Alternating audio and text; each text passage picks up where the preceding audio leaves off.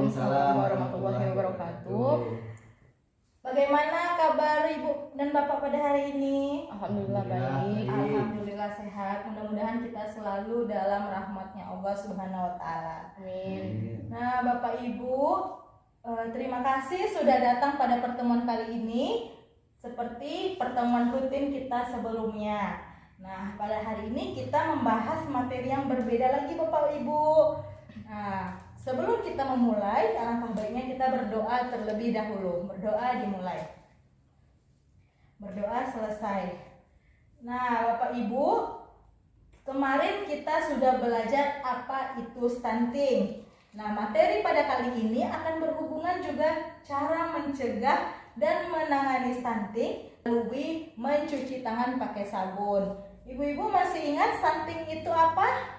Gagal tumbuh. Gagal tumbuh. Terima kasih Pak. Ada pendapat lain? Nah, benar sekali.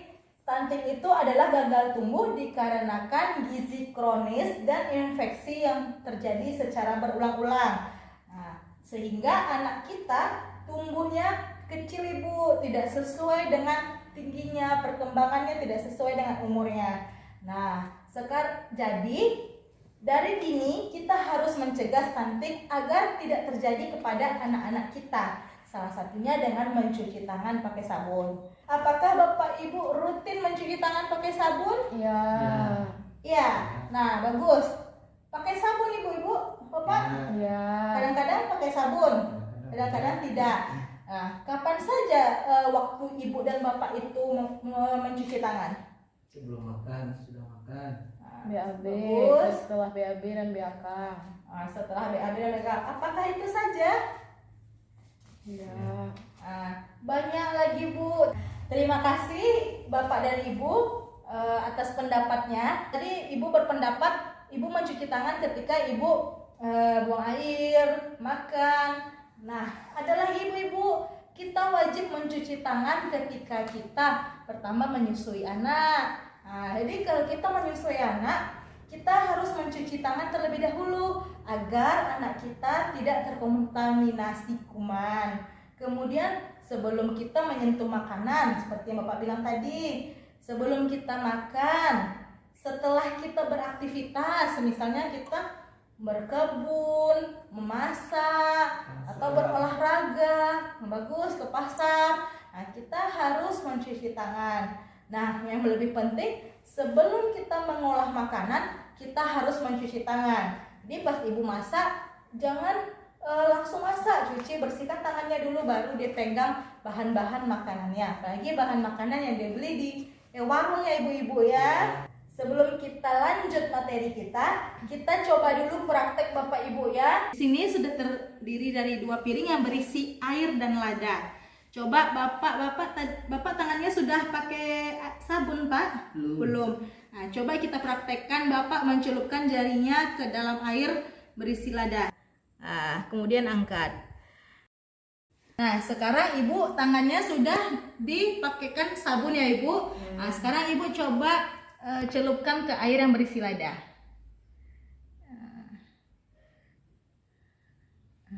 Nah, di sini terlihat ya. Oke, terima kasih Bapak Ibu. Duduk lagi. Kita tadi sudah mempraktekkan dari kegiatan tadi, apa yang terjadi kira-kira Bapak Ibu? Yang tidak pakai sabun, ladanya menempel di tangan. Nah, Bapak tadi tidak memakai sabun tangannya ya? Ya. Nah, tangannya ladanya menempel di tangan. Ya. Kalau Ibu tadi Ladanya menjauh, tidak nempel. ladanya tidak menempel karena Ibu tadi memakai sabun. Nah, Bapak Ibu, lada itu diibaratkan bakteri atau virus. Nah, ketika kita mencuci tangan pakai sabun, virus tersebut tidak mau mendekati tangan kita. Kalau kita tidak mencuci tangan pakai sabun, kita rasanya ini tetap mencuci tangan. Tapi sama aja kita tidak pakai sabun, bakterinya masih ada di tangan kita.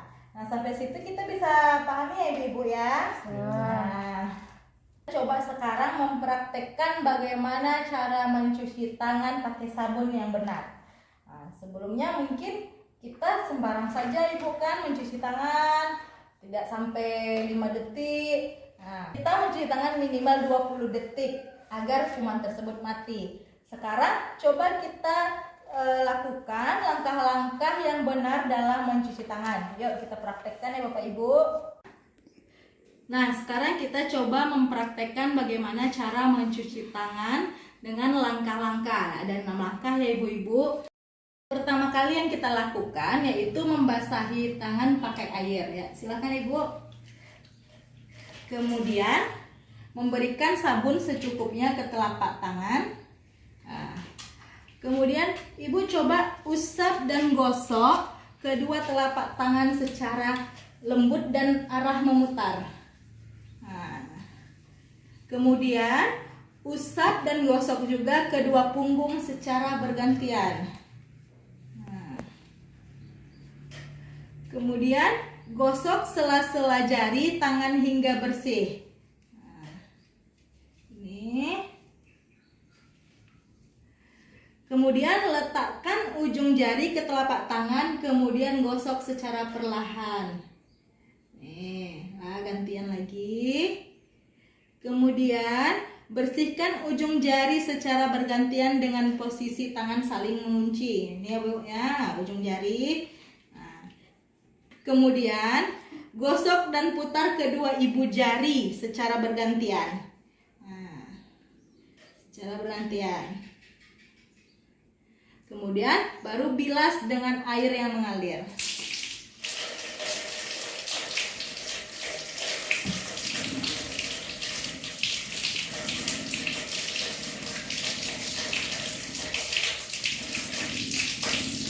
Baru keringkan tangan pakai tisu atau kain lap. Ya, coba Bu keringkan. Udah Bu, udah kering. Nah, sekarang coba lihat tangan Bapak Ibu. Apakah sudah bersih? Sudah. Nah, apakah masih ada kotoran di tangan Bapak Ibu? Tidak ada. Tidak ada ya.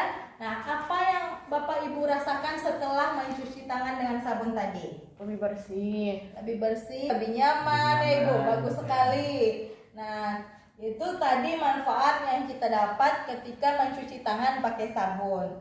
Nah, mencuci tangan pakai sabun itu Ibu-ibu kurang lebih kita lakukan selama 20 detik. Jangan misalnya langkahnya ada 6 langkah tapi kita lakukan 5 detik. Itu sama saja bohong.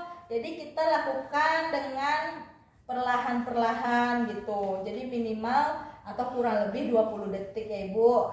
Nah, gunakan sabun cair atau sabun batang yang berada di wadah tertutup, bukan terbuka. Nah, takutnya nanti ketika di wadah terbuka sabun kita itu terkena virus, bakteri, jadi sama saja tidak bersih. Nah, kemudian satu lagi dengan air yang mengalir. Nah, Bapak Ibu, mencuci tangan pakai air mengalir saja itu belum cukup. Kita harus mencuci tangan pakai sabun. Karena dengan membersihkan kotoran yang ada di tangan kita, itu akan menghindarkan kita dari diare, penyakit menular, sehingga anak dan ibu dapat terhindar dari kekurangan gizi sebagai penyebab stunting. Apakah ada pertanyaan dari Bapak Ibu? Tidak. Tidak ya, berarti sudah paham ya Ibu, Bapak. Sudah. Nah, setelah ini kita harus mencuci tangan pakai Sabun. Berapa langkahnya tadi Ibu? 6. 6 langkah dengan air yang mengalir. Bagus. Terima kasih kepada Bapak Ibu. Semoga kegiatan pada hari ini diberkahi oleh Allah Subhanahu wa taala. Ibu kembali beraktivitas, Bapak juga kembali beraktivitas seperti sedia kala. Nah, terima kasih atas waktunya. Saya tutup. Assalamualaikum warahmatullahi wabarakatuh. Waalaikumsalam warahmatullahi wabarakatuh.